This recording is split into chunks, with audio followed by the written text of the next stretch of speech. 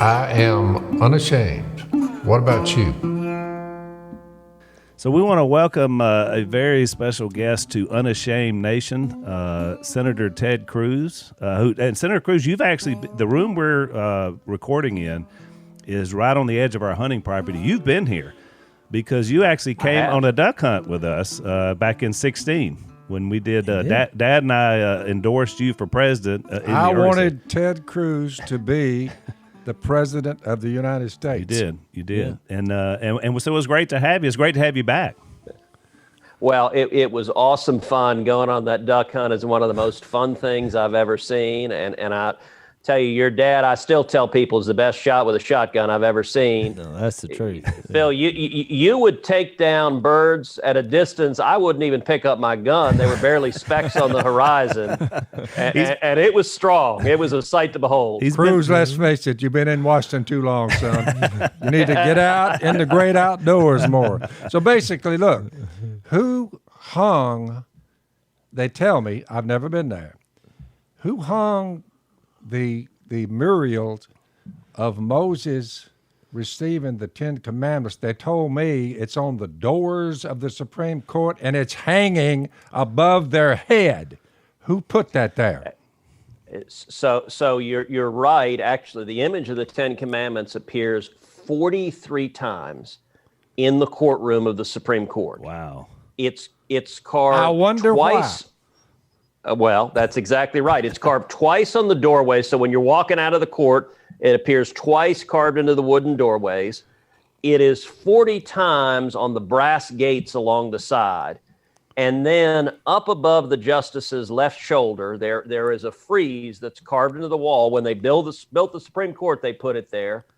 And it's a frieze of great lawgivers. And one of them, he's holding the Ten Commandments. He's looking down on them. The text is legible in Hebrew.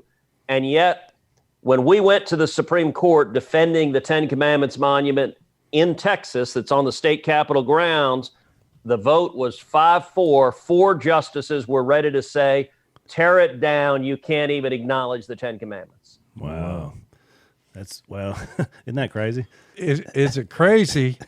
The Christian religion, its general principles must ever be regarded among us as the foundation of civil society. Daniel Webster, U.S. Senator, like yourself, Secretary of State, defender of the Constitution. So how do these people target an individual who would sit on the Supreme Court because of her faith? I'm not... Are we that far gone? Yeah. Look, the radical left, they hate people of faith, and there's been an assault. As you guys know, I have a new book coming out this week called One Vote Away, How a Single Supreme Court Seat Can Change History. And each chapter talks about a different constitutional liberty. There's one chapter on religious liberty, and it actually talks about the Ten Commandments case we just talked about. There's a chapter on free speech, a chapter on the Second Amendment, a chapter on U.S. sovereignty. And what it does is it tells the inside war stories of what went on. I litigated many of the landmark cases on our fundamental rights, and it tells what's going on with the justices, what's happening, how we got so extreme. And it really started in the 1960s, where left-wing activists started going to the court and using it as a tool to attack religious liberty and to try to erase any mention of God from the public square. And it's the same thing we're seeing in the hostility and the attacks directed at Judge Barrett because she's a practicing Catholic. And for a lot of Democrats, their view is if you are a believer, you are not suitable to be a judge or in public office. Yeah. Well, I had a question, but what I find is impressive that you wrote this book in 3 days and released it a week later. So I know you must be smart. But by the way, it's the most timely book release I've ever heard of. I mean, you talk about you were ahead of the head of the curve on this one. That was congratulations. I wrote that last night. We'll release it in a week. It'll be great. You'll love it. But the question. That's why he was in the list of the next Supreme Court judges. That's why he was on the list. Yeah. Well, there you go. There you go. So my question was, though, I mean, I know you're a very intelligent man, but from what I've read, because I know that they're going to attack her during this process. Yeah. But I thought that it was against the Constitution to test someone's religious beliefs during the process. No, Jase, I got an answer for you, son. You need to brush up on the Constitution. No religious test shall ever be required as a qualification to any office or public trust under the United States. Now, that seems pretty clear to me, Cruz. It is, and it should be. You're absolutely right. The Constitution explicitly prohibits a religious test.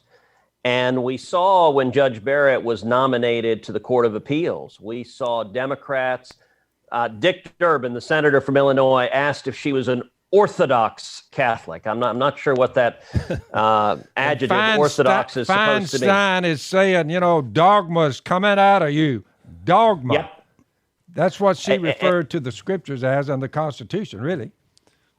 It's they look down their view. You can have a religion if it doesn't mean much to you. If it's just kind of like a social club, it's okay. But if you actually believe the stuff, that from their view is disqualifying. And unfortunately, they look down on a whole lot of America as a bunch of just ignorant rubes. Yeah. And that condescension you can see in almost every word they say. Yeah. Well, it's like so I've had the pleasure of hearing your dad speak, and I thought about it. Your dad, Senator Cruz, is a lot like my dad. The dogma speaks loudly in both of them. And I think that's a good thing, clear lines of truth. And so, that's the kind of person, I mean, we've been talking about it. If someone is persecuted because of their faith, that's the kind of person I want on the Supreme Court. Well, yeah. I mean, that's the sort of person that understands how important these decisions are, that they're making, which I think is amazing. Well, and you and I are blessed to have strong fathers who are not shy, will tell us what they think, whether we like it or not. They're going to tell us what they think. That's right.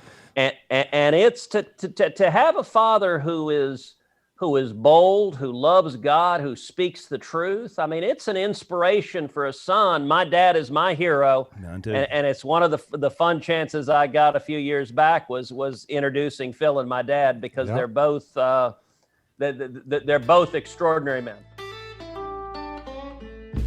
I was doing an event the other night. A person came up and said, I want to thank you so much for the podcast. I was like, awesome. We're sharing Jesus. And she said, well, yeah, but you introduced me to Black Rifle Coffee. I just wanted to thank you for that. It's like, whoa. It's good coffee. I don't know if it's as good as Jesus, though. But hey, they liked it. It's good. But you guys, because you guys, I mentioned this last time. Yeah, y'all are very particular about your coffee. You think? I mean, that's been a. In fact, the first In the Woods with Phil episode we did was, I think, you drinking, how to make a cup of coffee. So you've been doing this. You've been at this a long time. Black Rifle Coffee Company, one of our sponsors. You guys got to check them out. Get the freshest coffee in America, and you don't even have to leave your couch. So go to blackriflecoffee.com/Phil and use our promo code Phil, and you get 20% off your first purchase. That's 20% off your purchase at blackriflecoffee.com/Phil. Use the promo code Phil.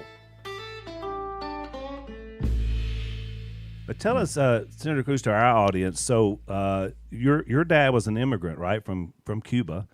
Did he come? When did he come? Yeah. Kind of tell a little bit about how that happened and why that has led to you guys doing what you do. Yeah. So my dad was born in Cuba. He grew up there, and as a kid, he began fighting in the Cuban Revolution. He actually fought alongside Fidel Castro. Wow. And he didn't know Castro was a communist. He Right. just knew Batista was the dictator, and Batista was corrupt and he was cruel. And my dad, he was 14, 15 years old, started fighting the revolution. And when he was 17, Batista's police caught him, and they threw him in prison and they tortured him. They broke his nose, they shattered his teeth, they beat him badly in prison. And he fled Cuba in 1957 and came to Texas. Actually, he applied to 3 U.S. universities: University of Miami, LSU, and University of Texas. And UT let him in. That's how I'm a Texan, because that's you could have been a Cajun if LSU had taken him. Yeah. Well, and actually, my parents met in New Orleans, and my mom went to high school in Baton Rouge. So we've got deep Louisiana roots. That's awesome. Well, you know. But when my dad came to America, he couldn't speak English. He had nothing. He had $100 in his underwear, and he got a job washing dishes, making 50 cents an hour. Wow. And my dad was not a believer at the time. He told me when he was in jail in Cuba that his thought then is, he said, "Look, I don't have a wife, I don't have kids. It doesn't matter if I live or die." And he lived a pretty hard life, and he partied. And when I was a little kid, he and my mom, they were in the oil and gas business. And when I was 3 years old, my dad left us. And we were up in Calgary. He came back to Texas, to Houston, and he was out partying and drinking and decided he didn't want to be a dad anymore. And a friend of his, a colleague in the oil and gas business, invited him to Clay Road Baptist Church. And he became a Christian. Wow. And it turned his life around. And he went and bought an airplane ticket and flew back to get my mom and me. And it's why I was raised in a home with a dad and a mom, is because my father became a Christian, and my mom, not too long after that, became a Christian as well. And so for me, I mean, I've seen the redeeming power of salvation in my own family. And today, as you know, my dad is a pastor. Yep. He's 81 and travels the country really preaching. In particular, he's got a ministry to other pastors, trying to encourage pastors to speak out and engage on the issues that matter, and don't hide behind the pulpit as too many pastors do. Well, That story, Al, amazingly, George Washington, the first president of these United States, "You do well to wish to learn our arts and ways of life, and above all, the religion of Jesus Christ," which Cruz's dad found. "These will make you a greater and happier people than you are." This is really going to help you. right. The teachings about Jesus Christ, and there's an example of it right there. Right, yeah. We have a U.S. senator who I hope, after Trump wins, I hope he does win. I think he will. After he wins, and we do get Amy on the Supreme Court, Right. I hope old Cruz will just slide right in there behind Trump, and we'll rock on. That would be Cruz, nice. if you decide to run after the next 4 years, you'll be older than you are now. I'll be hitting that 80 mark right along in there somewhere. But I'd like to see old Cruz end up at the helm. Well, obviously, we respect you so much and the stand you've always taken. And I had no idea that story about your dad. So our stories really mirror you. Really do. Yeah. Because I was thinking Dad, that. the same thing. He was converted later, and Jase and I were in a non-Christian home early, and then obviously it turned our life around and yours. I tell you this, Senator Cruz, I was the night you won Iowa at the beginning back in 2016, you mentioned Dad in your acceptance speech. And it was late, I think maybe 11 o'clock at night. And so I was just sitting there listening to your speech. And I mean, I just got so emotional. I hadn't wept over many things. I was just weeping because I thought, looking at you in that point, of course, at that point, we thought you were going to win. Things changed. But in that moment, when you mentioned Dad, I just thought it overwhelmed me because I thought that your humble beginnings, our humble beginnings, and yet here we were talking about influence in a presidential election, like people, what I call salt of the earth people running for the presidency of the United States. And then Dad, you're mentioning him, that he's trying to help you get there. And so it just really was a reminder to me how important it is for all of our audience to be a part of this process, to register to vote, to be engaged, because we've got some, quite frankly, some lunatics running around on the other side. Yeah, now. I think it was John Adams, after he looked at the Constitution from James Madison. I think it was Adams who said this Constitution was written for a religious and moral people. It is wholly inadequate for any other. Well, we're living in the days of the any others. You know what I'm saying?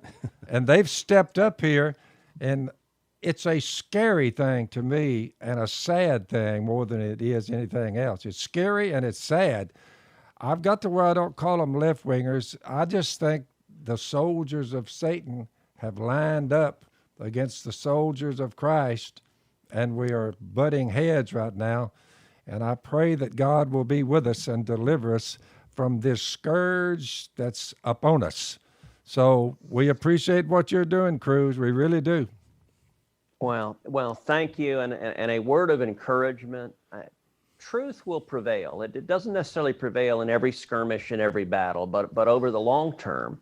And actually, the difference that your family makes, speaking out, being happily, unapologetically Christian, being believers, preaching the gospel, is powerful. And it's, the media doesn't want anyone to see it. The left doesn't want anyone to see it.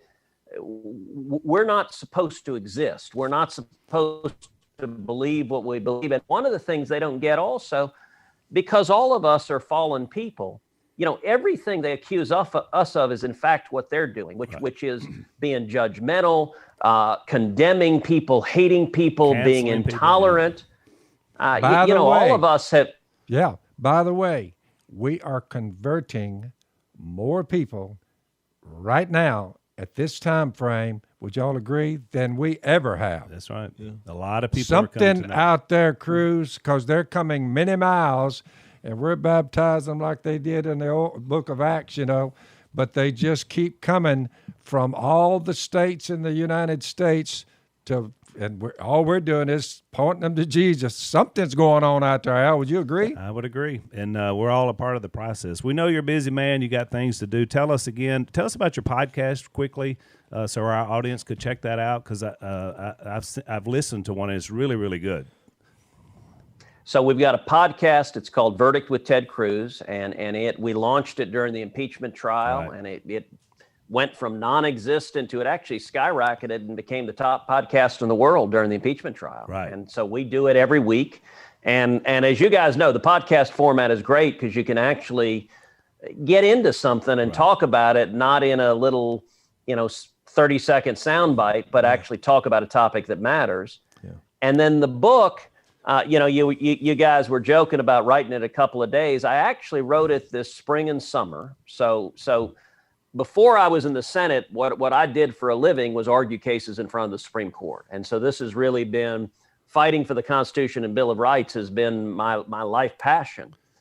And I wrote it because so many of our rights, free speech, religious liberty, the Second Amendment. Look, the Heller case, I represented Texas and 30 other states defending the Second Amendment.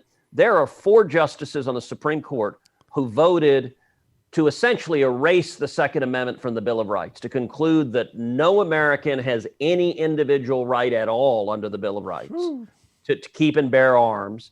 And Joe Biden has said if he gets to appoint justices, he will appoint justices who will provide the 5th vote to erase the Second Amendment from the Bill of Rights. And so what I would encourage the folks listening, the book is One Vote Away. One Vote Away. You can get it on Amazon or Barnes & Noble. You can get it at the website, onevoteaway.com, and it tells the inside story of what's going on in these cases, who the justices are, why they're voting the way they are, who the litigants are, and you don't have to be a lawyer. You don't have to.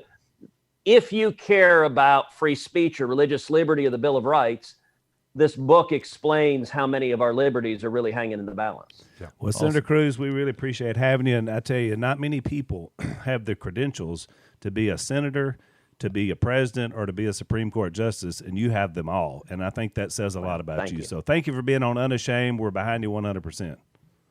Thank you. God bless you, and keep speaking the truth. Hey, Thank you, thanks. sir. Yes, sir.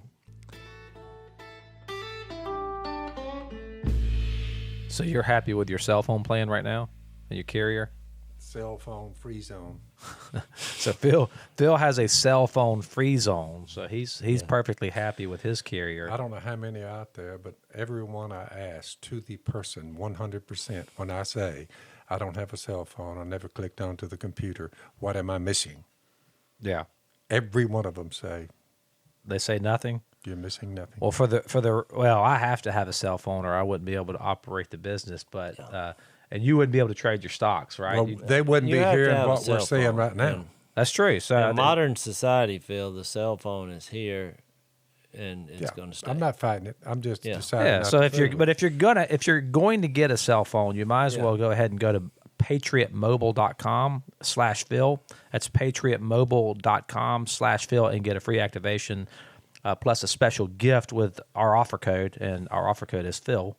Or you can call the U.S.-based customer service team. Well, that's nice, a U.S.-based customer service team. Yeah, How- and this is I don't is, have one, but I don't care. I'm happy for you if you yeah, do have one. This is for your imagination. Imagine if you had a phone. This group, they're going to take the money that you give them for the phone, and they're going to send it to things that you would enjoy. But knowing no one can contact me is a blessing. Yeah, maybe So you. it's all in your brain. This is just imagine. Just imagine this. Yeah. So if you want to call the U.S. based customer service team, that's 972 Patriot, 972 Patriot, or again you could go to patriotmobile.com/Phil. So that was really interesting. Yeah. You know, we've never had a sitting senator, I don't think, in the duck blind or on the podcast. Can you remember one? I don't have a great memory, though. but It was like I told him. It just, and we talked about this a few podcasts ago. Some of these things that we've been able to do, obviously because of the show, but we all believe God sort of built this destiny for us to be doing what we're doing now and impacting people. It's just, but I still find myself kind of just in a pinch me mode that, you know, a guy like Cruz, who I really, really respect, super smart and a good person, you know, is a sitting senator that really could be. I mean, you and I support him for president. And of course, then we got behind Trump. Jase and Willie were more Trump guys early on. Yeah. But, you know, it didn't matter. Like, whoever was going against Well, Hillary Clinton was going to be, I don't care who it was. I was going to be on board. And I mean, I didn't say you because he came to my house. You know the Trump boys. Well, right. like I knew more, them so- before, right. and so because when Senator Cruz came to my, you know, what's weird about this is Phil had endorsed him and invited him to come, and so he did. But Phil and Kay invited him to come to my house. Yeah. I'm like, well, I'm voting for the Trumps, so you're putting me in it. And Phil's, it'd be like just long, you know. And then it was like, I wondered, why did it wind up at your house? Because Well, just it was because it was in town or whatever. it was a logistic thing. I got you, I got you. They just thought, okay, we need a house. Jase, we're coming over there, you know. And I'm like, well, wait a minute, which was weird because then when Trump Jr. got wind of it, he was like sending me a text, hey, what's up with all this Cruz stuff? Which then led him to come down. Yeah, he you came know? down and hunted. But you know, that night we cooked steaks. They were a little bit late getting there. We cooked steaks, I remember. Mm-hmm. And then, but when he got there, we were just kind of sitting around your living room talking. But then, like, they were hungry, so it was getting ready to eat. So we were going to pray, you know, for the food. But then we, like, surrounded him and laid hands on him and prayed for him. You know, it was- just it was even to go through moving. the process. I mean, that was but I thought about that, even whether you support somebody or not. I mean, isn't that what you want to do, is ask God into the situation? Because I'm telling you something, to be honest with you, I don't know why anybody would run for president or anything else. And look, we need them, but I'm saying they have made it so difficult on these people, the way they treat it. I mean, Well, like, it's just we're a divided country right now. Well, and it's they're exactly like right. they're coming with everything they got. I mean, we gripe and complain about some of the persecution we've got. Right. That's nothing. Can you imagine President Trump? What I mean, it is literally there are tens of thousands of people who wake up every morning. Oh, there's millions. There's more than tens of thousands. Well, I just mean they've made it. All they do is just attack. There's millions that way. And then every day, if I had to face that, which hats off to President Trump. I mean, when he walks into that media room, we talked about snakes, on the last podcast. You talk about a nest of vipers. I mean, those people, they hate him too. And it's just constant vitriol. There were broods of vipers in the first century, according to John the Baptist and Jesus. Yeah. Jesus normally wouldn't call human beings a brood of vipers, snakes. That's right. But he did when he got to the irreligious and the ones who would and eventually strung him up. You know what his biggest issue was with them? They were hypocrites. Yep. Because he kept saying that over and over, you hypocrites. And that's what I see today with sort of the left side thinking is they're such hypocrites. I mean, like they'll tell you one thing, you've got to do this, and turn right around and do it themselves, and it's no big deal. Yeah, that's why I asked him that question when I said, isn't it unconstitutional to act, because that's the one thing I know, because the religious people of faith, I had run across that somewhere, to ask, because here's this woman who's been nominated, who is vocal, or not ashamed of her faith, and that's not really, what she's there for, but I know how the left is going to work it. Right. That's what they're going to attack, which is unconstitutional. Right. So when you, but you got to remember, but to get the hypocritical part of it, so just think about what they're doing. They're attacking her in an unconstitutional way in the process of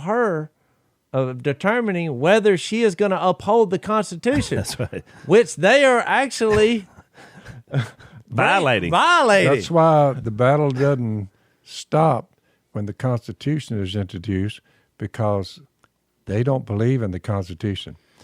The general principles on which the fathers achieved independence, the general principles on which the fathers achieved independence, were the general principles of Christianity. That's what they don't like. Right. Therefore, it is spiritual warfare. It's spiritual warfare. Yeah. What they're saying is, because they did not think it worthwhile to retain the knowledge of God. That's them. There they are. God gave them over to a depraved mind to do what ought not to be done. They are filled with every kind of wickedness, evil, greed, and depravity. You're quoting Romans 1. Romans 1. They are full of murder, Yep. envy. You say, envy? Why would envy be right beside murder? Envious of what? You have it. I don't. I want it. You got it. And I'm mad about it. That's the whole setup. Yeah. Yep. So I'm as far into politics as I'm going to go. I'm just simply saying, let's see, Amy Barrett is what? A woman of faith? I'm like, Yep. she's your woman. She's they're all saying no, But Phil's regardless of what the Constitution says. That's right. It's not just that. She has 7 kids. 2 of them are adopted from Haiti. And, my wife runs What an act of kindness. Well, I was just going to say she helps a, what is it, like a Adoption center or orphanage? Orphanage right across the border from Haiti in the Dominican Republic. But some of the Haitian orphans come there. Yeah, I've but seen she's it. like, they're really oppressed people. Even from like the Dominican culture to the Haitian. That's right. They don't like them. Oh, they don't like them, and because their skin is darker, Right. basically. Here, that's just the truth. Oh, yeah. And so Everybody's poor, but And they're the tolerant ones. and I'm like, now here's this woman who has 7 kids, and 2 of them are adopted from Haiti. Yep. So I know you can already weed out any kind of racist, biased, whatever word that they've invented that they'll probably attack her on. Oh, not probably. It's already happened. Well, yeah. Here was the thing I saw, an article, a opinion piece. look how shameful the president and Barrett are doing by parading out their rainbow and special needs kids just for politics. So because her kids are there, they're saying they're making it a negative. Well, right. That they did the same thing with us. Right. Because we're, our family is the United Nations through adoption. And then they're like, I cannot believe that they are actually defending themselves by showing off their adopted African-American children. I'm like, no, we weren't. That happened before this country. The word I got from Jephthah and his wife, Miss Kay, said they've adopted a baby. I said, well, good night. Great. She didn't go into any details. She said they adopted a baby. Yeah. So nobody talked about what color it was. So you have another grandson. Yeah. Well, I go up there about a week later. I roll in there, I said, somebody said, show him the baby. Well, he comes out, and he's a soul brother. I said, well, good night. I said, I didn't know. They didn't say we adopted a baby, and guess what? He's black. No, they just say he adopted a baby. But to me, that's my grandson. Would it have mattered if they had told you that? No. Of course not, because you don't notice They didn't have to differentiate. It was a baby, for crying out loud. By the way, without religion and about where we are in the United States, we're heading in that direction. This world would be something not fit to be mentioned in polite company. I mean, hell.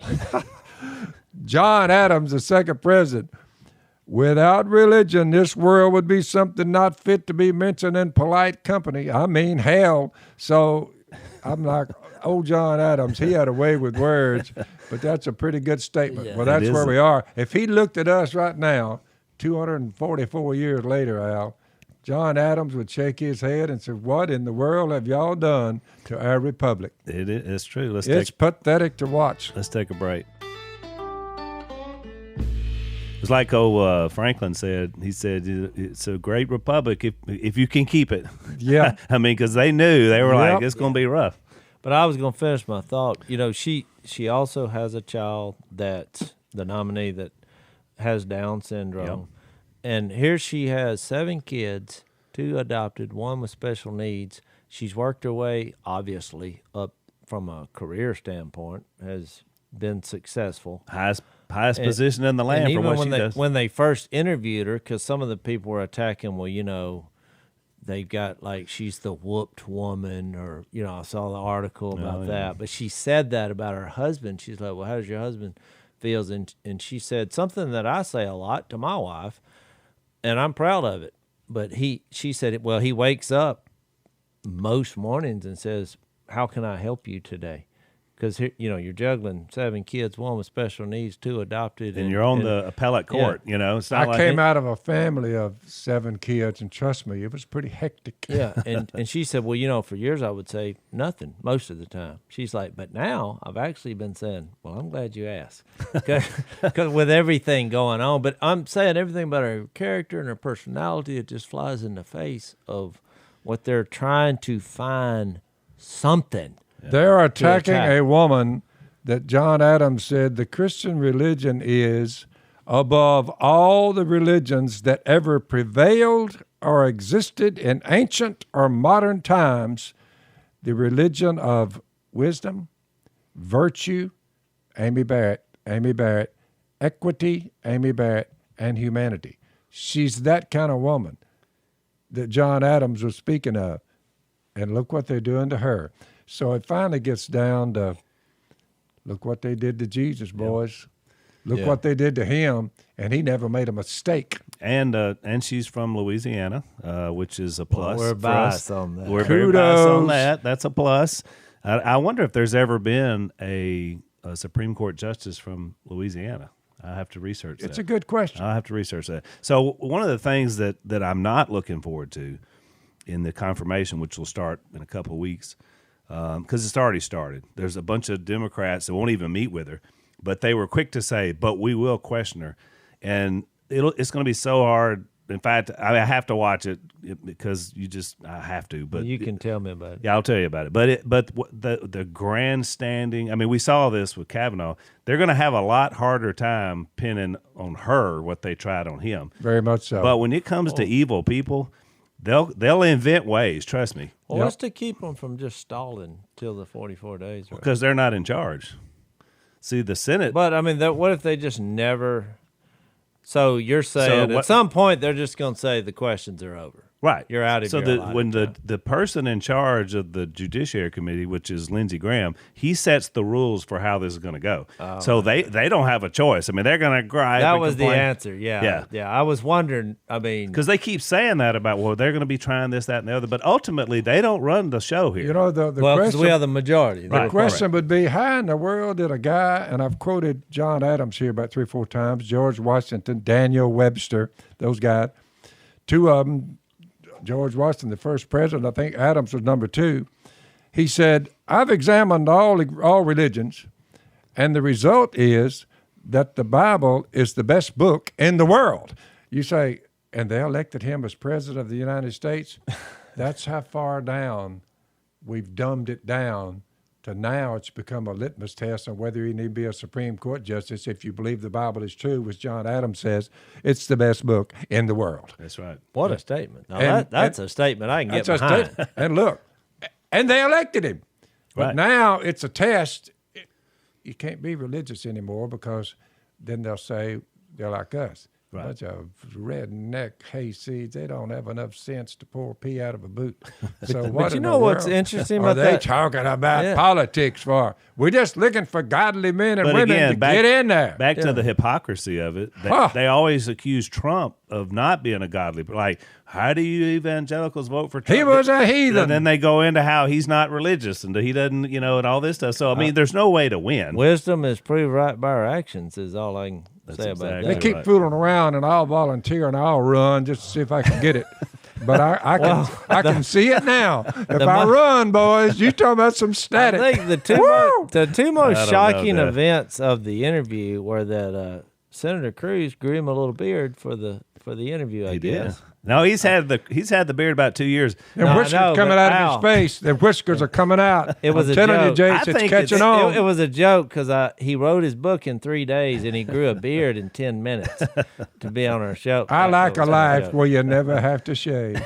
Well, I do too. And the second thing, I think Cruz, it gave him some attitude. He'll never shave that beard off because ever since he's had the beard, that's what Greg Gutfeld said. He said he's like a cruise missile now. Because, like he's been on a roll. well, you know? embarrassingly, I didn't even know when y'all said he was going to be on. I was like, oh, is he still in politics? No, Jay said, he's not even in politics. Why are we having Ted Yeah. Cruz? I was like, What were we doing talking to him? I thought I heard that somewhere. I was but- like, Jay's, he's going to be on the Judiciary Committee. He's the point man. Jay's like, is he still a deal?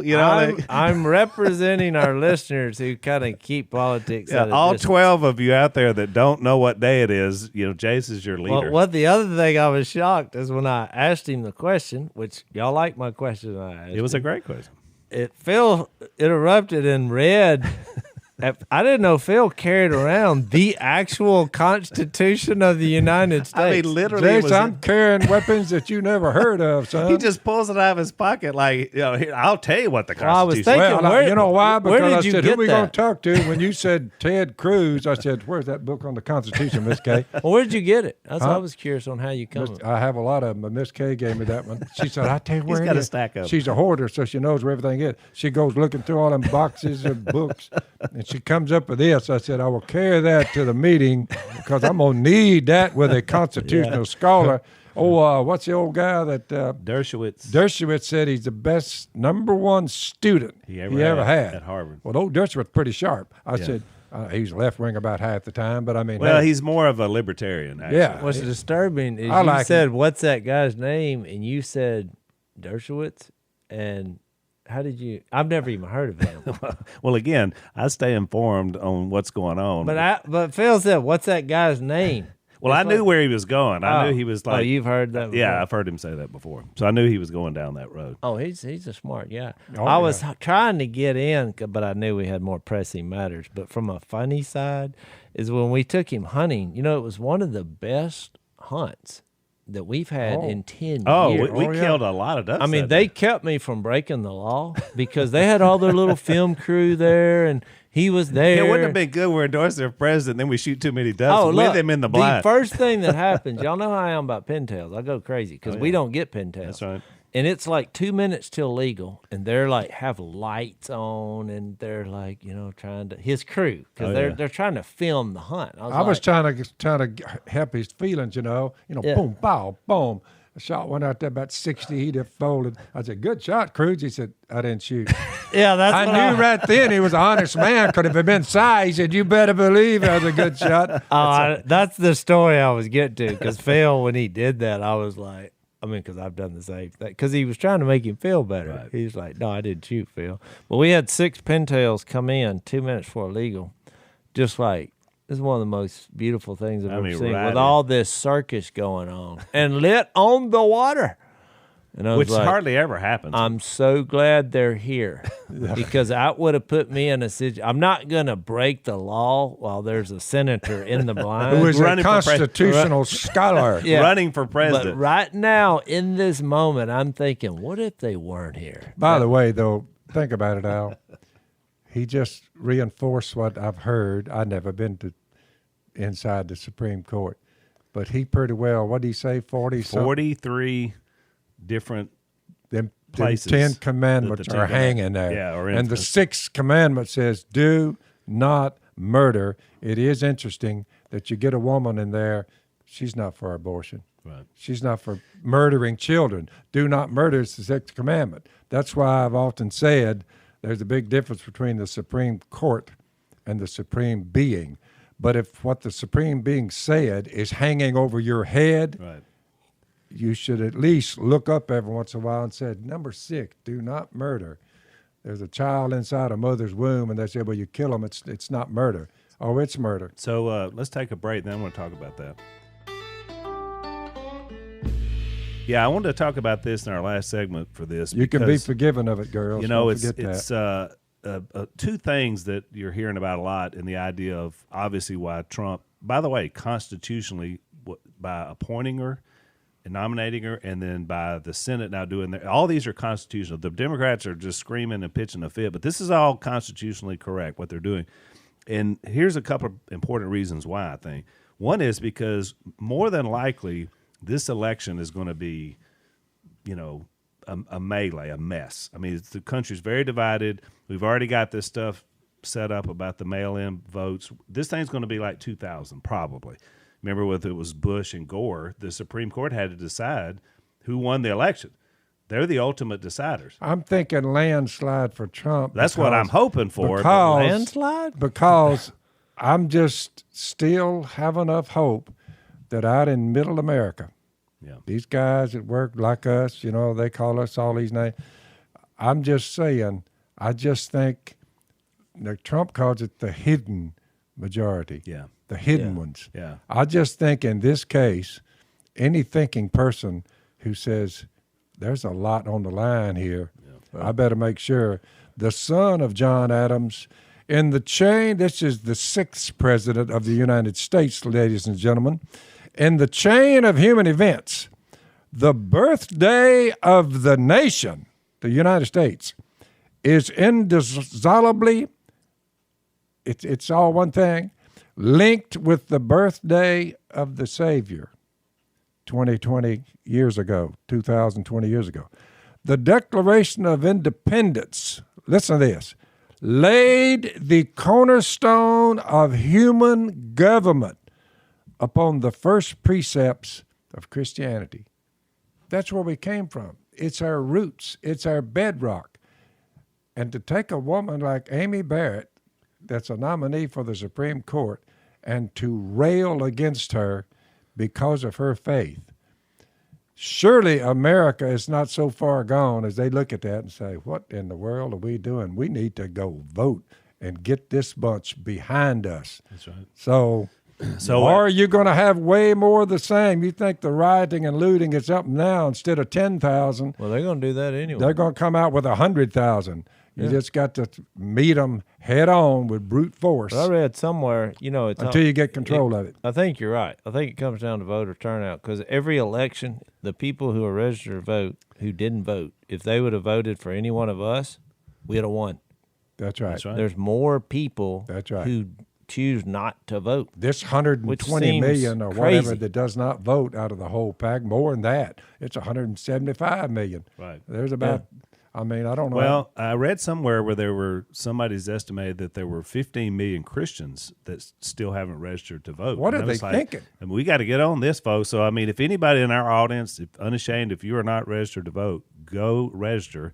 Obviously, we want you to vote for Well, Trump was a sinful man. I'm like, well, so are all of y'all. That's right. We all are. And me. We're all But sinful this Supreme men. Court issue was a big deal in 16. It's a big deal this year, even if she goes in before, but especially if it goes to after. Because another problem is if you get a couple of Republican seats in the Senate flipped over, if they haven't already, appointed her, then we're going to have a problem. Then you're going to have the votes. Right now, they've got just what they need. So it's another important reason. I want to talk a little bit about the abortion factor. We mentioned abortion in the last podcast because I think everybody keeps hoping that if you get enough constitutionalists in there, that they may be able to set aside Roe v. Wade. But I do want to tell the audience, even if that happens, I mean, that's made it legal for people to have abortions. But what's happened is a bunch of states have in their constitution, New York most famously recently, where even if Roe v. Wade is set aside, you'll still be able to,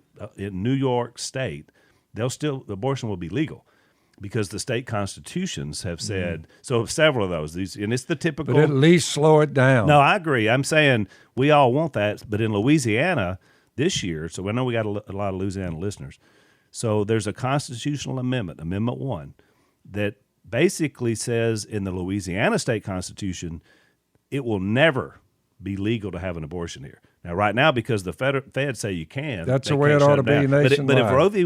Wade gets set aside, the only way Louisiana can hold their guns is our state constitution says no abortion. So vote yes on Amendment 1 if you live in Louisiana. And that's another reason we need those votes. You think get that amendment in there. And I think we will.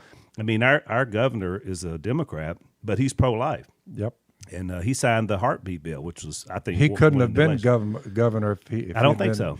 Been pro-death. And he was pro-life, and he's pro-Second Amendment, which in Louisiana, I mean, we're mostly a Republican state, but he won based on, and he's a military vet. He went to West Point. We've met him. He's a good guy. I mean, there's things I disagree with him, obviously, on the Democrat side, but I didn't vote for him, but I'm not anti. And I think he's done a decent job through the coronavirus and all that. But so I think it's important, those issues about voting, which is one of the reasons why that we had Senator Cruz on today. And I think it's important. Yeah, I've always functioned as an independent, even though I'm a registered Republican. I'm like, if I feel like godly issues are gonna be more, from one candidate to another, I could really care less what the word is beside his name as far as Republican and Democrat. It's just usually the Republicans are more in line with godly principles. That's how I vote. Typically, that's right. And I always respect, Dad asked Governor Edwards, we had breakfast with him at Miss Kay's, and you asked him, and I'd already told his people, I said, now look, Dad's going to say, why are you a Democrat? So I was like, just wondering. I said, if that's going to offend him, we probably don't need to get together because Dad's going to ask him. And sure enough, at some point in the breakfast, you asked him, and I thought his answer was pretty good. He said, well, Phil, he said, obviously you and I agree on a lot of things, and I agree with the Republicans on a lot of issues. He said, but what I'm seeing being done to my party, the party that I grew up a Democrat, my dad was a Democrat, he said, it so pains me that I don't want to get out, just leave it, become Republican. I want to change it from the inside where people have some common sense. And then he goes into the things he agrees with us about.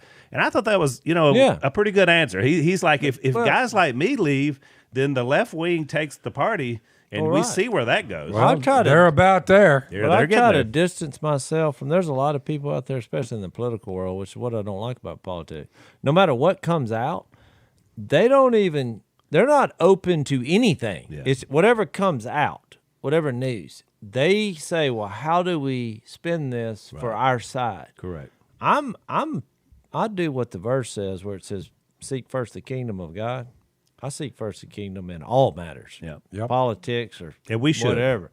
And so I'm open to anything that is said. I don't care what affiliation you're with. But if I go down the road and it's putting the kingdom of God last, well, I'm out. Although it sounds bad, but our governor is what they call a blue dog Democrat. Blue dog Democrat. They That's got right. he's No a blue idea what dog. that means. Well, blue dog is a derogatory term. Oh, is it? Because he's a Democrat, but he's a blue dog because he embraces some Republican principles, of which one is don't kill your babies. That's exactly Yeah. right. That made him there a blue used- dog. There used to be a lot of blue dogs. There's a lot less now. I got a dog Well, I've named learned Blue. a lot. I've learned a lot You today. have a blue dog. Yeah, you actually have a dog named Blue. Named Blue. That is really ironic. All right, so we're out of time. Let me mention his book again, One Vote Away. And he never said this part, but I thought this was great. It said the subtitle is How a Single Supreme Court Seat Can Change History. And boy, that was a heck of a statement. And you talk about a timely book. And I want to mention our book, Dad's book, Jesus Politics. It's now out on an MP3 audio as well as a disc. So you guys that like to listen to them instead of read them, we got that available. So check it out, Amazon.com. Be sure and give us some good reviews as well. Thanks for listening to the Unashamed podcast. Help us out by rating us on iTunes. And don't miss an episode by subscribing on YouTube, and be sure to click that little bell to get notified about new episodes. And for even more content that you won't get anywhere else, subscribe to Blaze TV at blazetv.com/unashamed.